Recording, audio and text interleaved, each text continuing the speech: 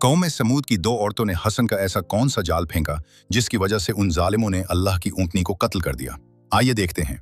ये बात उस वक्त की है जब कौम समूद बुत परस्ती और शिर्क में डूब चुके थे। अल्लाह ने हजरत सालेह अलैहिस्सलाम को नबी बनाकर भेजा।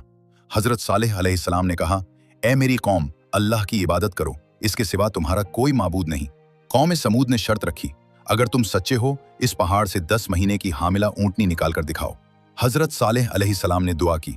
अल्लाह के हुक्म से वो सख्त चट्टान फटी और उसमें से 10 महीने की खूबसूरत हामिला ऊँटनी बाहर आई। ऊँटनी अल्लाह की जमीन पर जहां चाहे चरेगी और पिएगी। आजमाइश ये थी, ऊँटनी कुएं का पूरा पानी पी लेती थी।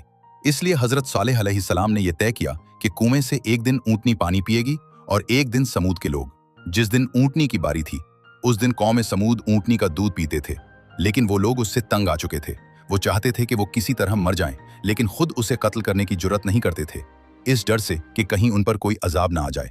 आखिरकार कौम की दो औरतों ने उन मर्दों को हसन के जाल में फंसाया और ये शर्त लगाई, जो भी इस ऊँटनी को कत्ल करेगा वो हमें या हमारी लड़कियों में से किसी एक को अपना बना सकता है।